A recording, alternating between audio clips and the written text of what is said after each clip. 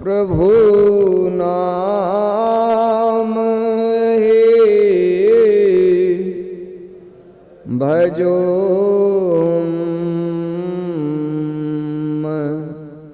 ओम मिहि नाम यही भजो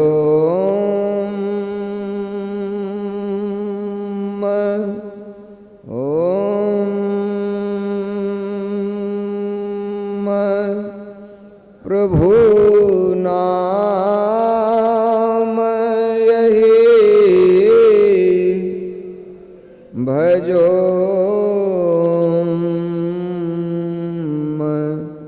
ओम।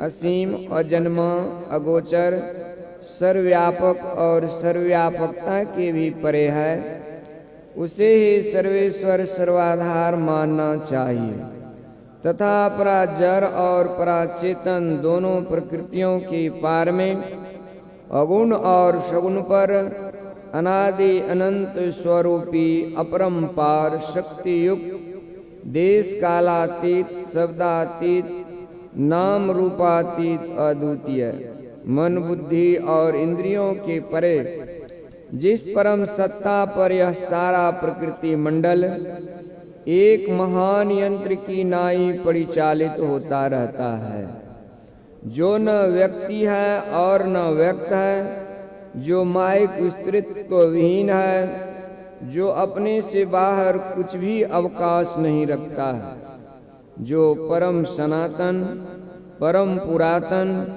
एवं सर्वप्रथम से विद्यमान है।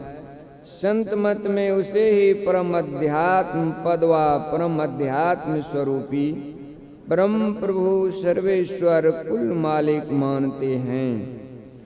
जीवात्मा सर्वेश्वर का अभिनंश है, प्रकृति आदि अंत सहित है और सृजित है। मायाबद्ध जीव आवागमन के चक्र में पड़ा रहता है। इस प्रकार रहना जीव के सब दुखों का कारण। इससे छुटकारा पाने के लिए सर्वेश्वर की भक्ति ही एकमात्र उपाय है। मानस जप, मानस ध्यान, दृष्टि साधन और सुरत शब्द योग द्वारा सर्वेश्वर की भक्ति करके अंधकार, प्रकाश और शब्द की प्राकृतिक तीनों पर्दों से पार जाना और सर्वेश्वर से एकता का ज्ञान प्राप्त करके मोक्ष पा लेने का मनुष्य मात्र अधिकारी है। झूठ बोलना, नशा खाना, व्यभिचार करना, हिंसा करनी अर्थात जीवों को दुख देना व मत्स्य मांस को खाद्य पदार्थ समझना और चोरी करनी, इन पांचों महापापों से मनुष्यों को अलग रहना चाहिए। एक सर्वेश्वर पर ही अचल विश्वास, पूर्ण भरोसा तथा अपने अंतर में ही उनकी प्राप्ति का दृढ़ निश्चय रखना, सद्गुरु की निष्कपट सेवा, सत्संग और दृढ़ ध्यानाभ्यास, इन पांचों को मोक्ष का कारण समझना चाहिए। श्री सद्गुरु के सार शिक्षा याद रखनी चाहिए। अति अटल श्रद्धा प्रेम से गुरु भक्ति करनी चाहिए। मृगवारी सम सबहि प्रपंच विषय सब दुख रूप हैं। निज सूरत को इनसे हर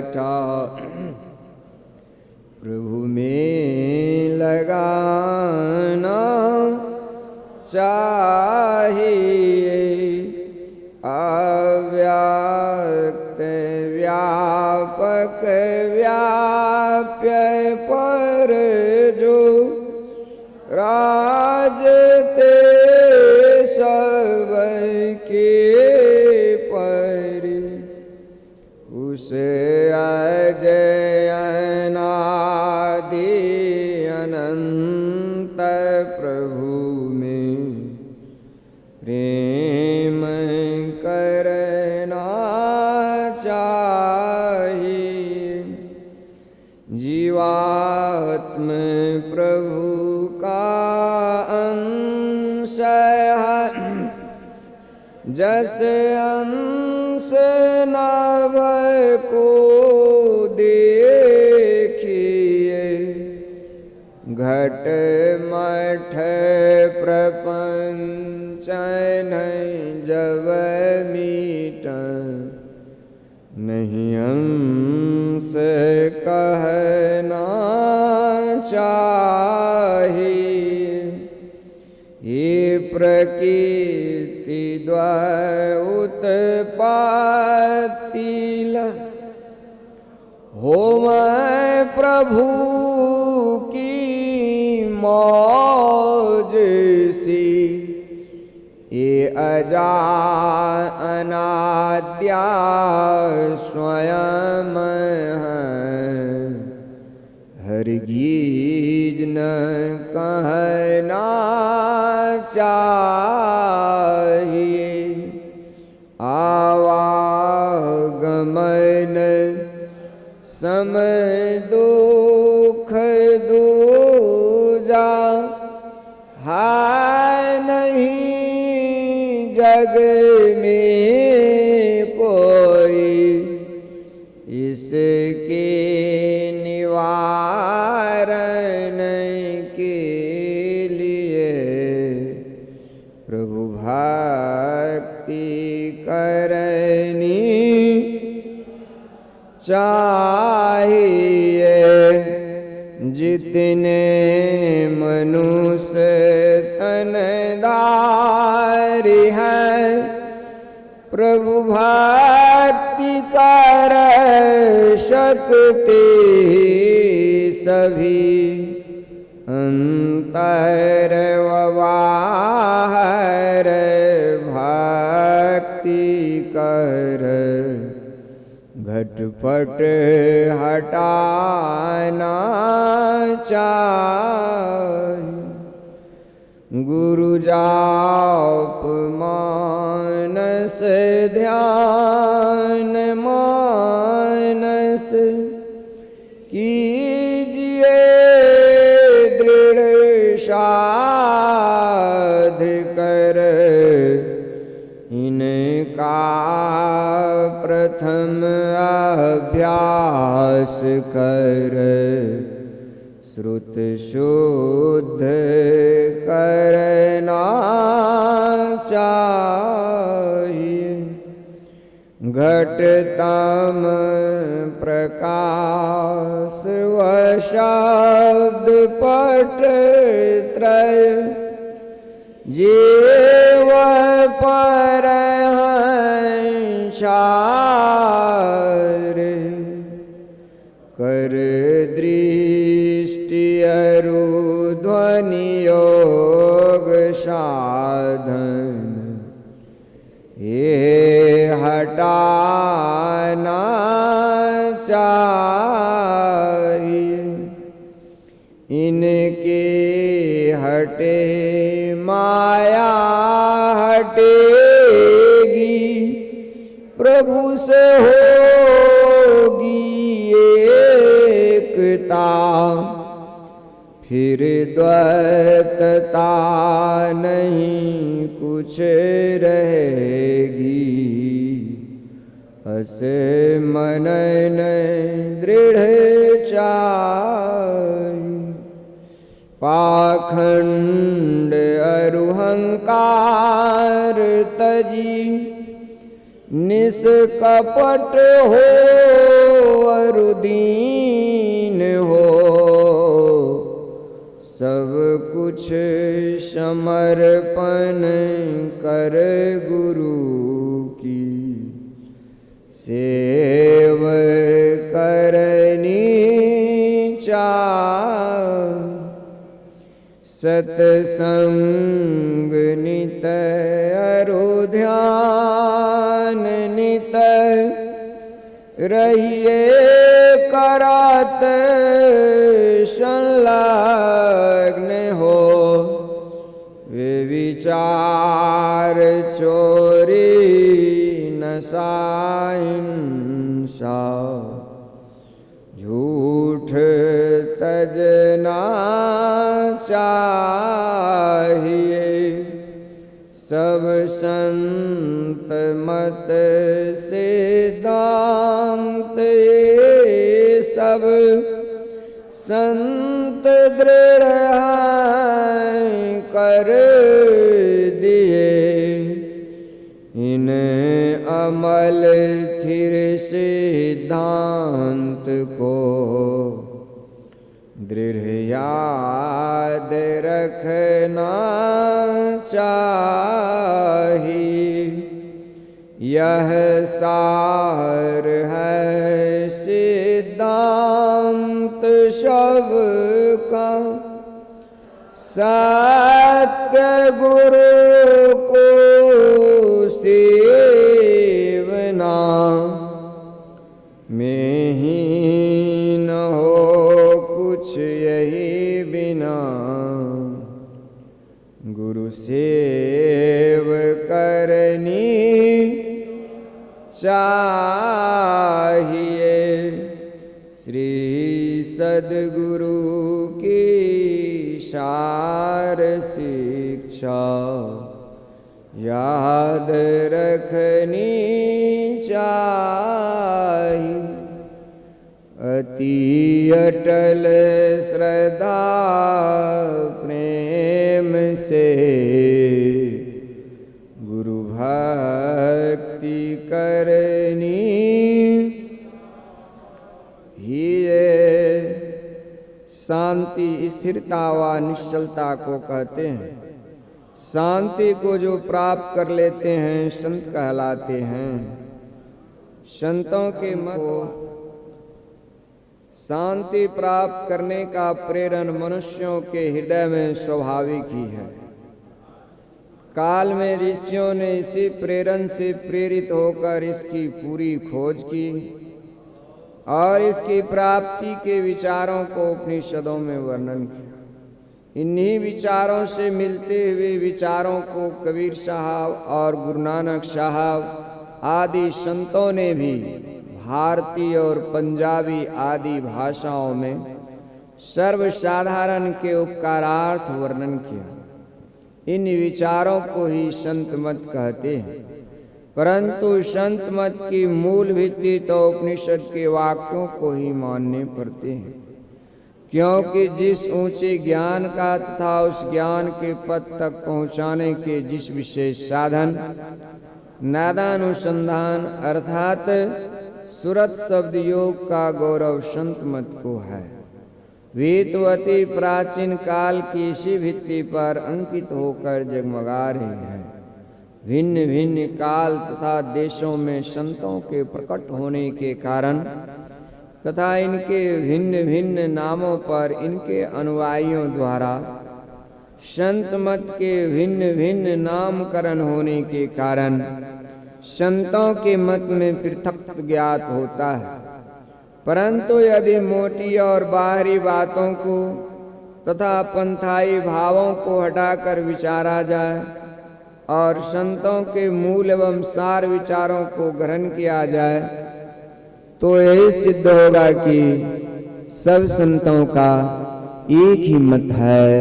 श्री सद्गुरु महाराज की जय। कुछ समय तक ध्यानाभ्यास करें। श्री सद्गुरु महाराज की जय।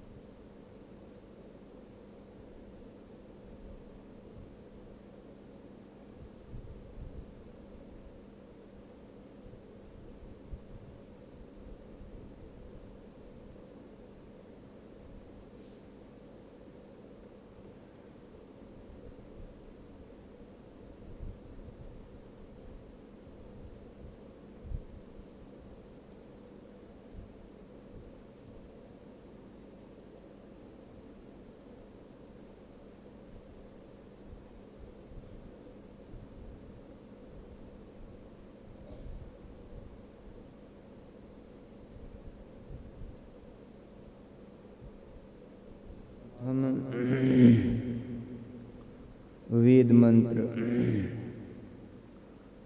ओम युञ्जानः प्रथमं मनस्तत्त्वाय सविता धियम् अग्निर्ज्योतिर्नित्याय पृथिव्याद्या भरत। सारांश। वेद भगवान उपदेश करते हैं कि हे मनुष्यों, जगत प्रसव करता ईश्वर का तत्व ज्ञान प्राप्त करने के लिए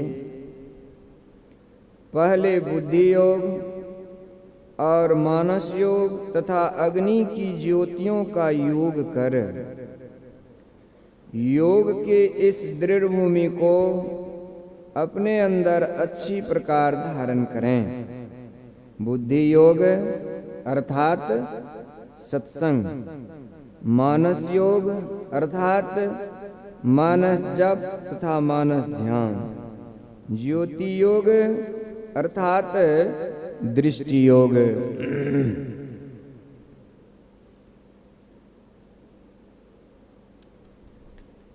श्रीमद् भगवद गीता अध्याय 4।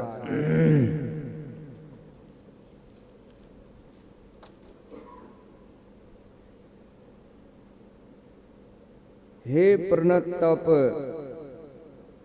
ब्रह्म यज्ञ की अपेक्षा ज्ञान यज्ञ श्रेष्ठ है, क्योंकि हे पार्थ, सब प्रकार के समस्त कर्मों में पर्यवसान ज्ञान में होता है। क्योंकि हे पार्थ, कर्म मात्र ज्ञान में ही प्रकाष्ठा को पहुंचाते हैं। महात्मा गांधी। ध्यान में रख कि प्रणिपात से, प्रश्न करने से और सेवा से तत्ववेत्ता ज्ञानी पुरुष तुझे उस ज्ञान का उपदेश करेंगे।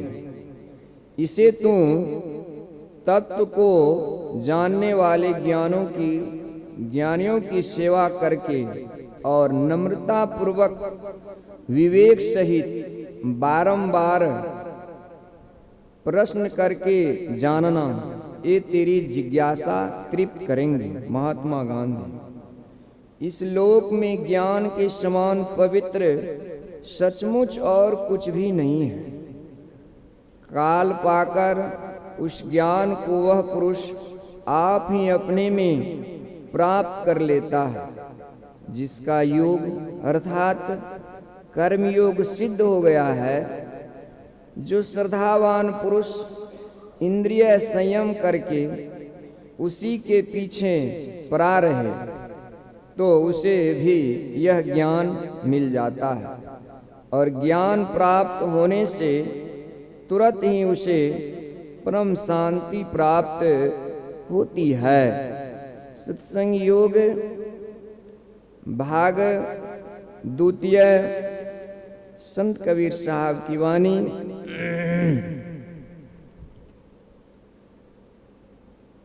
संगति सो सुख उपजै, कुसंगति सो दुख जै। कहे कबीर तह जाइए, साधु संग जहाँ होय। कबीर संगति साध की, हरे और की व्याध। संगति बुरी असाध की, आठों पहर पाओ। कबीर संगति साध की, जो की भूसी खाए। खीर खार भोजन मिले, साकट संग न जाय, कबीर संगति साध की। ज्यों गंधी का वास, जो कुछ गंधी दे नहीं, तो भी वास सुवास। मथुरा भावै द्वारका, भावै जा जगन्नाथ।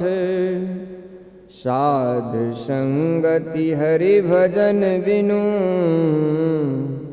कछु न आवै हाथ। राम बुलावा भेजिया,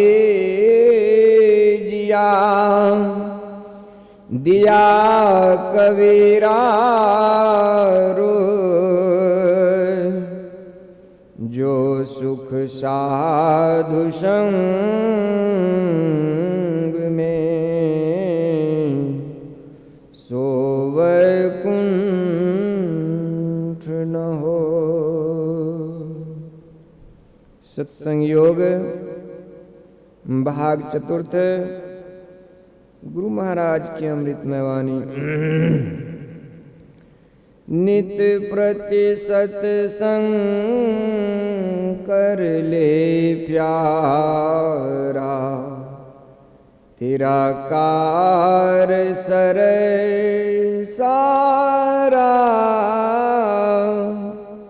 सारे कार्य को निर्णय करके, धर चेतन धारा।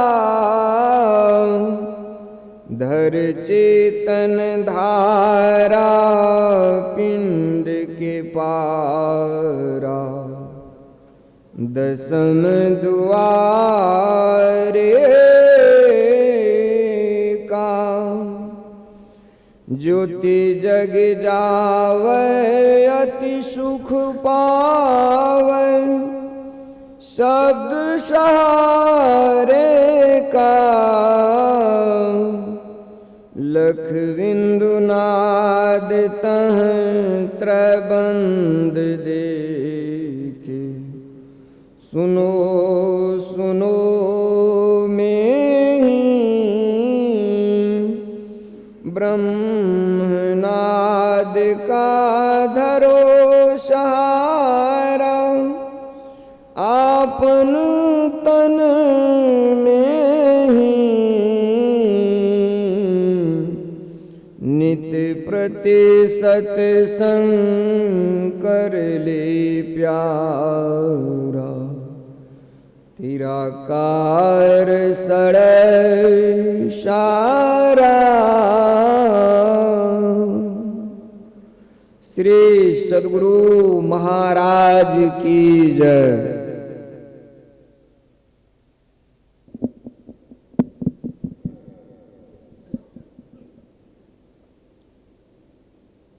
भगवान श्री कृष्ण की पावन नगरी द्वारिका के स्वामी नारायण भक्ति धाम के सत्संग हॉल में आयोजित पक्ष ध्यान साधना शिविर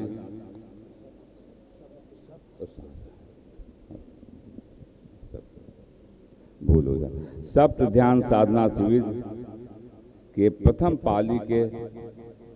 प्रथम दिन के प्रथम पाली के सत्संग में हम लोग उपस्थित हैं। सर्वप्रथम मैं संत सद्गुरु महर्षि मेही परमहंस जी महाराज के पावन चरणों में कोटशः नमन अर्पित करता हूँ। तत्पश्चात पूज्य महर्षि संतसेवी परमहंस जी महाराज के भी पावन चरणों में कोटशः नमन अर्पित करता हूँ।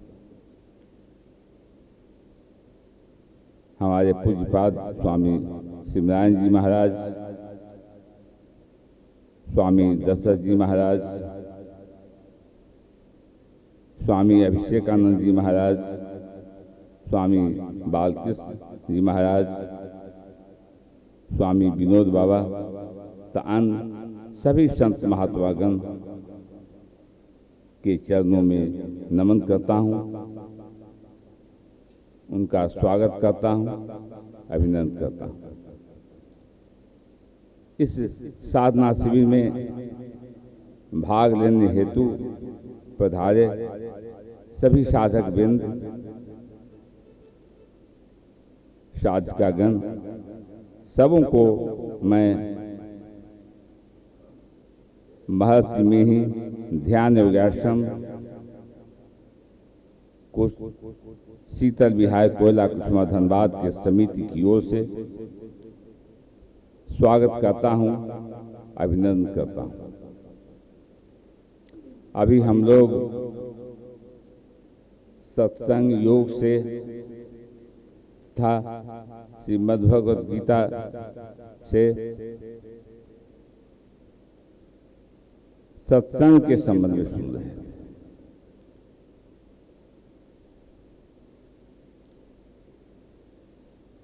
सत्य के संग को सत्संग कहते हैं।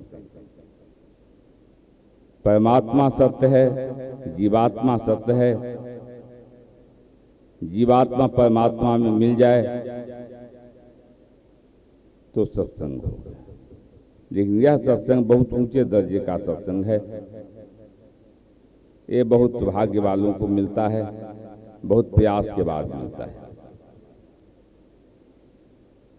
इसी के लिए गोस्वामी तुलसीदास जी ने कहा, सत्संगति दुर्लभ संसारा, निमिष दंड भर एक उबारा। लेकिन जिस सत्संग में अभी हम लोग उपस्थित हैं, संतों का संग कर रहे हैं, यह भी सत्संग है। इसको बाहरी सत्संग कहा गया, सुलभ सत्संग कहा गया। इस सत्संग से ही वह सत्संग प्राप्त करने की योग्यता आती है, प्रेरणा मिलती है। अब इस विषय पर हम लोग गुरुजन से विस्तृत व्याख्या सुनेंगे। तो सर्वप्रथम मैं स्वामी अभिषेकानंद जी महाराज से निवेदन करता हूँ, इस विषय पर ज्ञान देने की कृपा करें। श्री सद्गुरु महाराज की जय।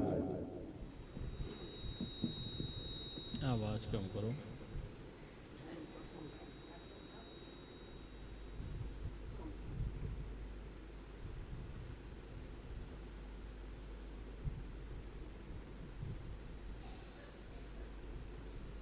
बोलिए श्री सद्गुरुदेव भगवान की।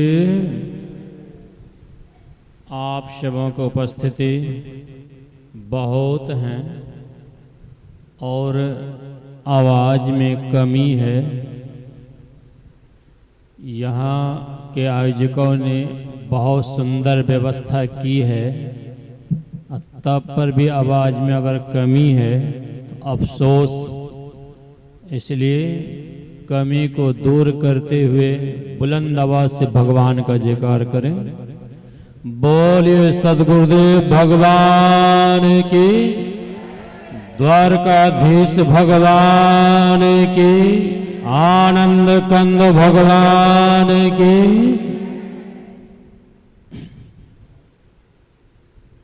सदा रहूं गुरुदेव शरण में, मैं बालक नादान,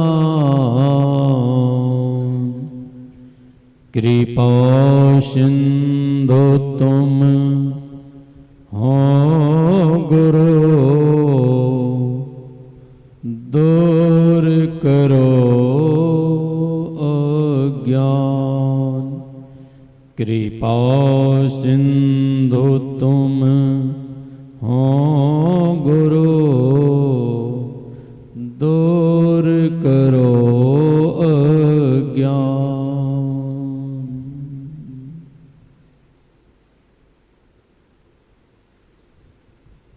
त्रैलोक पावन ज्ञान ध्यान के निधि ब्रह्मलीन संत सदगुरु महाराज के युगल पाद पद्मों में कोटि से नमन। परम पूज गुरुदेव महर्षि संत से भी परमान जी महाराज के से चरणों में नमन। मंच पर मंचासीन ज्ञान ध्यान के निधि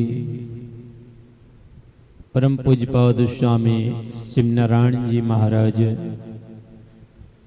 के चरणों में नमन करते हुए पूज्य संत चरण, साधक वृंद, सज्जन वृंद, साधिकाएं, माताओं, बहनों, सबों के अंदर परमात्मा है, इसलिए मैं सबों को बारंबार नमस्कार करता हूँ। अभी हम आप यहाँ पर यत्र तत्र से एकत्र हुए हैं प्रभु की चर्चा सुनने के लिए, और सबों को पता है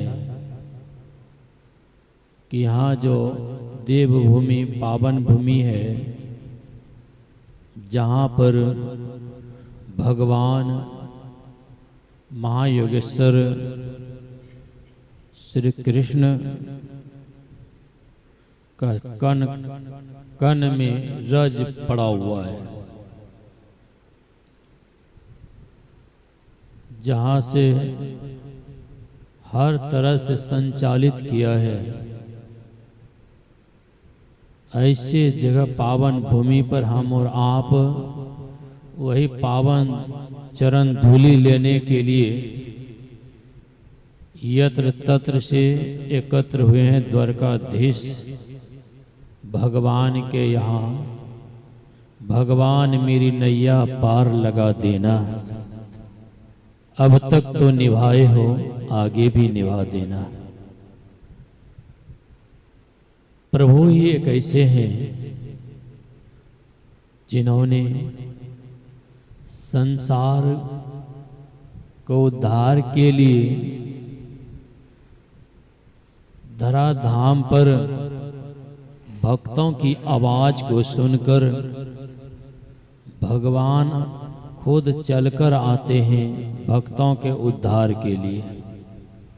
जीव हित आप ही आवे, सूरत को आई तारा है। चूंकि जीव माया के बंधन में है, दुख के थपेड़े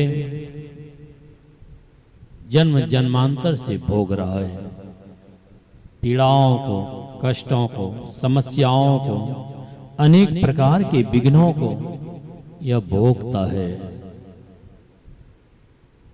इसी दृश्य को देखकर परमात्मा पे संत धराधाम पर आते हैं। जीव उद्धार के द्वार पुकार कहा, वो पुकार लगाकर कहते हैं, वे आवाज लगाते हैं कि कब तक इस दुख के झमेले में पड़े रहोगे, कब तक इस संसार में रहोगे, पीड़ाओं को कब तक झेलता रहेगा, कब तक कष्ट काटता रहेगा, कष्ट झेलता रहेगा। इस कष्ट से तो निकल जाओ। इससे निकलने के लिए ही तो यह साधना शिविर है महाराज। जो अपने आप को साधेगा, अपने आप को बनाने का प्रयास करेगा महाराज, जो अपने आप को बनाएगा, परिणाम होगा वो अपने आप को जान लेगा। इसी को जानने के लिए वेद भगवान उपदेश करते हैं, ऐ मनुष्यों। चूंकि हिंदी में एक वचन तो सीधे बहुवचन, सबों के लिए वेद भगवान कहते हैं कि जगत पर सब करता, जिसने सृष्टि किया है, रचना की है, जिन्होंने इस सृष्टि को बनाया है, उस परमात्मा को प्राप्त करो, तभी आप दुखों से निजात पा सकते हो। जगत प्रसव करता ईश्वर का तत्व ज्ञान प्राप्त करने के लिए, अर्थात जगत को बनाने वाले अर्थात संसार को बनाने वाले मालिक को प्राप्त करना चाहते हो तो इसके लिए सबसे पहले क्या करना होगा? तो सबसे पहले सत्संग करना होगा। सत्संग करना होगा, सत्संग संतों का संग करना होगा। इसी को उपदेश मर्यादा पुरुषोत्तम भगवान श्री राम ने मैया सबरी जी के यहाँ पहुंचकर किया है। उन्होंने कहा अगर उस परमात्मा से मेल करना चाहते हो इसके लिए आपको संतों का संग करना पड़ेगा। अब बहुत बड़ी कृपा है महाराज हम लोगों के ऊपर, जो परम पूज्यपाद स्वामी शिवनारायण जी महाराज ने अथक प्रयास करके हजारों किलोमीटर दूरी तय करके और सभी गुरु भक्तों को बुलाकर संतों के सम्मेलन में बिठाने का प्रयास किया है। इस संतों का संग कराने का प्रयास किया है। अथक प्रयास का परिणाम हम आप देख रहे हैं कि द्वारकाधीश भगवान की पावन नगरी में संत मत सत्संग का सम्मेलन, ज्ञान और ध्यान की चर्चा होगी। हर एक तरफ से विस्तृत चर्चा होगी।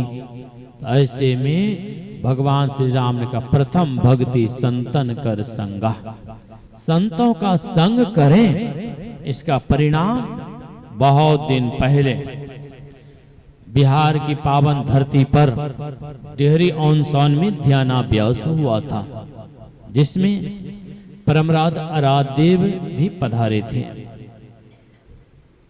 ध्यानाभ्यास सत्संग चल रहा था। गुरु महाराज ने कहने कृपा की ध्यान साधना शिविर में कि यहाँ जो साधना शिविर में जो भी साधक आए हैं या इसमें बहुत ऐसे हैं जो कि शुरुआत ही किए हैं, कुछ उसमें चढ़ाई भी किया है। जिसकी चढ़ाई हुई है उसकी आभा जिसकी शुरुआत है उसको ऊपर खींच लेगा, उसको ऊपर खींच लेगा। आप यूं घर में बैठो साधना करने के लिए, घड़ी टिक टिक करती रहेगी, घंटों बैठने का मन है, हो सकता है घंटों तो मिनटों में उठ गए होंगे। पर यहाँ शिविर में एक दूसरे को देखकर प्रेरणा मिलती है कि जब वो वृद्ध आदमी बैठ सकता है हम क्यों ना बैठे। बैठने में बल मिलता है। ये क्या है? संग का प्रभाव है। हम जैसे का संग करेंगे वैसा रंग लगेगा। इसलिए हमारी संगति होनी चाहिए। अगर दुर्गति से बचना है तो संतों की संगति कीजिए, तभी हम दुर्गति से बच सकते हैं, और नहीं तो फिर दुर्गति तो निश्चित है। इसलिए संतों की संगति मिलती है जीवन में कभी कभी। यह सौभाग्य हमारा है जो आज हम लोग संतों की संगति में बैठकर सत्संग कर रहे हैं। यह हमारा सौभाग्य है।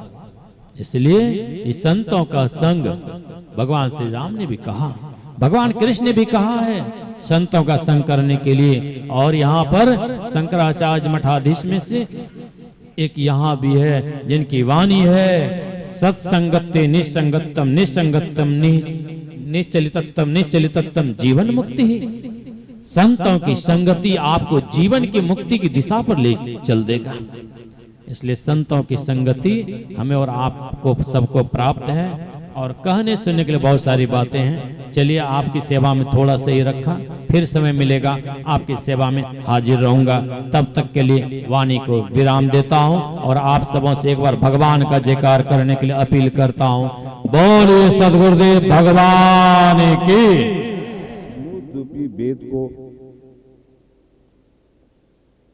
ज्ञान रूपी मथानी से संत लोग मत कर कथा रूपी अमृत को बाहर निकालते हैं, जो हम लोग को सत्संग से प्राप्त हो रहा है। अब मैं पूज्यपाद से निवेदन करता हूं वे इस विषय पर हम लोगों को प्रवचन सुनाने की कृपा करें। श्री सद्गुरु महाराज की जय। द्वारकाधीश भगवान श्री कृष्ण की जय।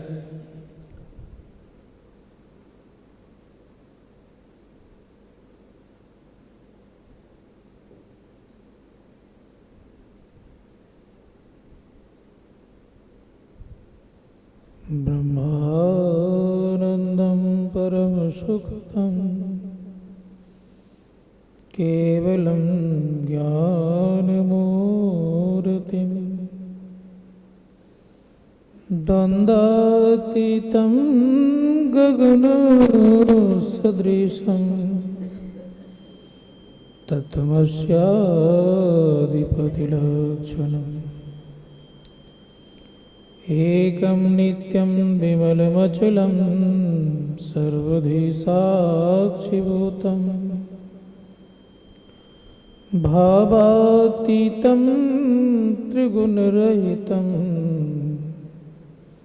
सद्गुरुं तं नमामि। गुरु हैं बड़े गोविंद ते, देखो मन में विचार, हरि सुमरे तो वार है, गुरु सुमरे तो पार। मेरा मुझ में कुछ नहीं, जो कुछ है गुरु तोर, तेरा तुझको सौंपता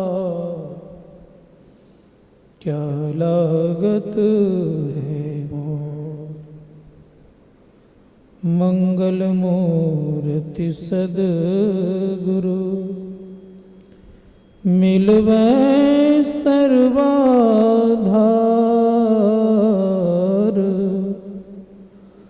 मंगलमय मंगल करन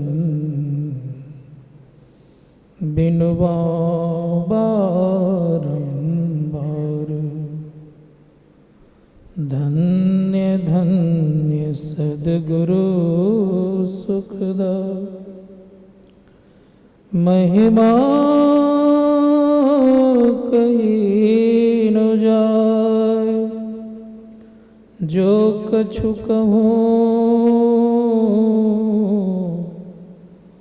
तुम्हारी कृपा, मोते कछु न बसाय। विश्व ब्रह्मांड के नायक सर्वक्षण स्मरणीय सद्गुरुद्वय के पावन श्री चरणों में कोटिशा नमन। मंचस्थ परम पूज्य स्वामी दशरथ जी महाराज, समस्त पूज्य बाबागण, संवेद समादरणीय सज्जनवृंद, आदरणीय माताओं तथा भक्तिमती बहनों,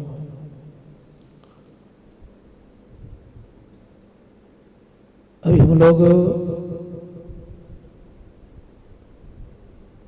समझते नहीं हैं बाबर।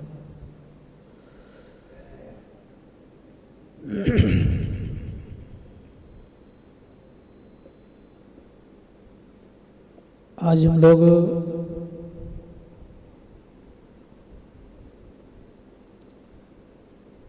इस भगवान श्री कृष्ण के पावन नगरी में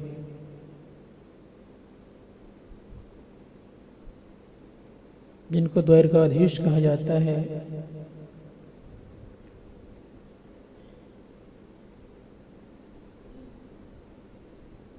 इसी जगह भगवान श्री कृष्ण अपना दरबार लगाते थे। और हम लोगों को सौभाग्य प्राप्त है कि आज हम लोग भी सद्गुरु महाराज के यहाँ पर दरबार में बैठे हुए हैं।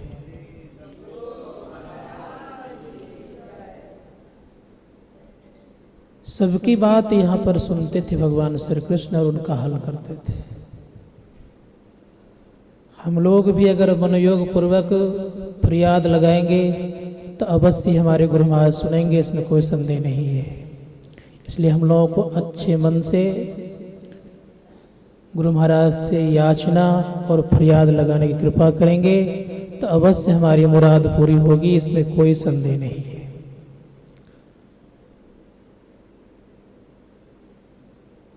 यहाँ से संचालन करते थे भगवान श्री कृष्ण। बगल में उनके बड़े भाई बलराम भी रहा करते थे। यद्यपि हम लोग जानते हैं कि भगवान श्री कृष्ण बलराम से छोटे थे, तब भी उनको नाराज नहीं करते थे। आज हम लोग एक चीज यहां से सीख लेकर के जाएंगे,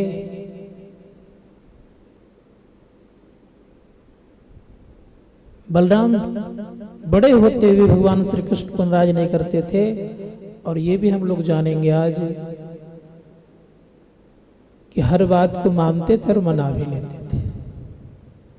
हम लोग भी ये विचार होना चाहिए, हम लोग ये विचार होना चाहिए, माने भी और मना भी लें। इससे सीख लेनी चाहिए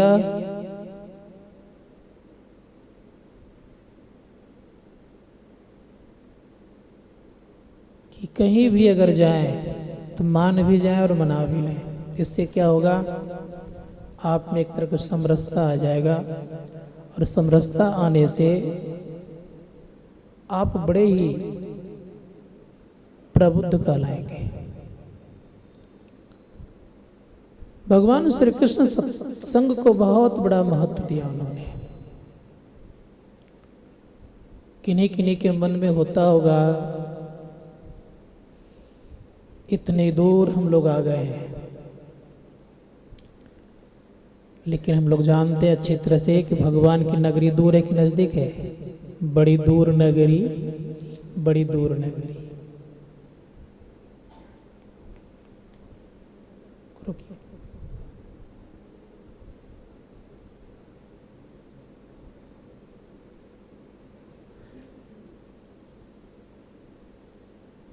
तो अवश्य इस बात को जानने का प्रयास और प्रयत्न कीजिए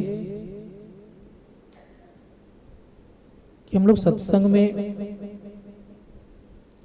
बैठे तो थोड़ा सा ठीक से बैठे, क्योंकि भगवान भी भगवान के नगरी में है और भगवान का पदार्पण जरूर हुआ है, इसमें कोई संदेह नहीं करिएगा। भले हम लोगों को दिखता नहीं हो, लेकिन मैं अवश्य कहता हूं भगवान का पदार्पण भी है, इसलिए हिसाब से बैठिएगा। ऐसे बैठिएगा कि लगे कि हाँ, कि उनके सभा में हम लोग बैठे हुए हैं। क्योंकि जहां पर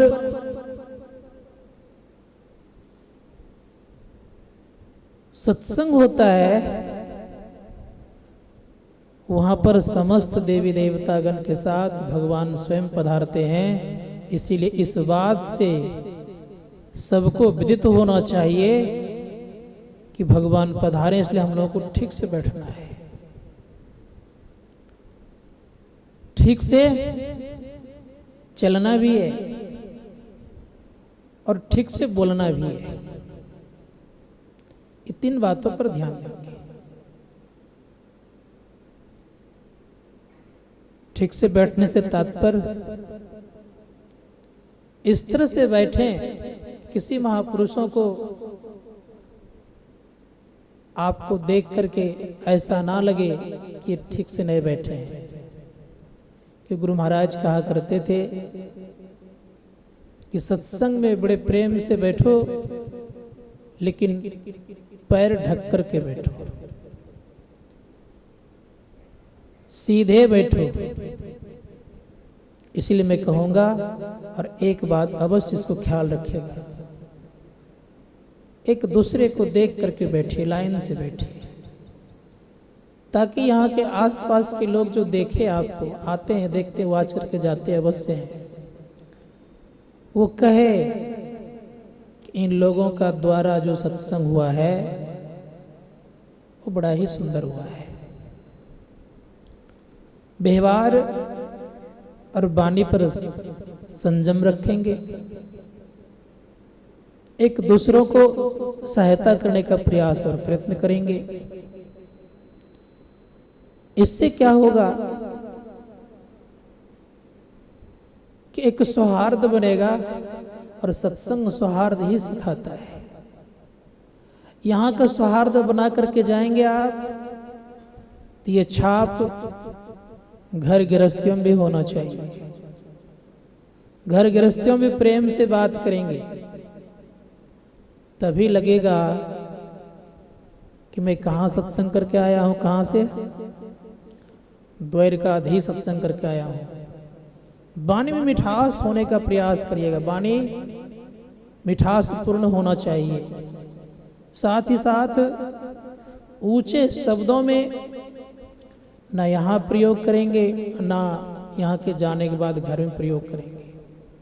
जितना आपके भीतर में शीतलता विराजेगी, उतना ही आप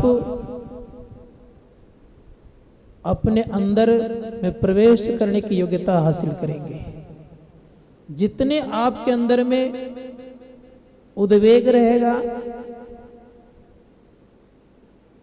उतनी ही हमारी स्थिति ऊपर तो नहीं उठ पाएगी। इसलिए संत महात्मा गण कहते हैं कि उद्वेग कम होना चाहिए। इसीलिए आप देखिएगा भक्तों को, भगवान श्री कृष्ण के एक भक्त हो गए थे नामदेव। पिता माता का संगति उनको प्राप्त होने के नाते बहुत कम उम्र में एक दिन उनके पिताजी चले गए किसी मेहमान के यहाँ, और कह दिया कि नामदेव भगवान श्री कृष्ण को भोग लगा देना। दूध का भोग लगाते थे।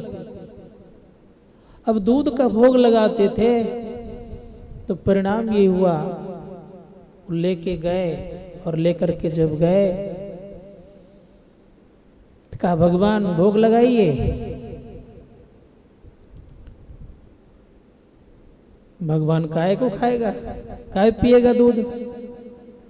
कहा भगवान पिताजी ने कहा है कि भगवान भोग करते हैं, लगाते हैं, इसलिए लगा लीजिए। आज पिताजी नहीं इसलिए नहीं लगा रहे हैं, आप लगाना तो पड़ेगा ही। भगवान लगा नहीं रहे थे, कहा नहीं लगाइएगा। देखिए भक्त के वाणी में कितना प्रेम है। नहीं लगाइएगा तो मैं अपना माथा फोड़ लूंगा। नामदेव छोटा था, बालक था, माथा फोड़ने के जैसे तैयार हो गए तो भगवान डर के मारे भोग लगाना शुरू कर दिया। संत महात्मा गण कहते हैं कि प्रेम से लगाएंगे तो निश्चित है। कौन कहता है कि भगवान नहीं खाते? भाई सबरी के जैसे खिलाने वाला होना चाहिए। आज भी खाएंगे। जब दूध पीने लग गए तो कहा भगवान सब पी जाइएगा, मेरे लिए प्रसाद नहीं छोड़िएगा। भगवान फिर भी नहीं सुन रहे हैं तो कहते हैं बड़े प्रेम से, क्या मेरी बात को नहीं रखिएगा? छीन करके रख लिए, कहा अब पीने नहीं दूंगा मैं। अब सोच करके देखिए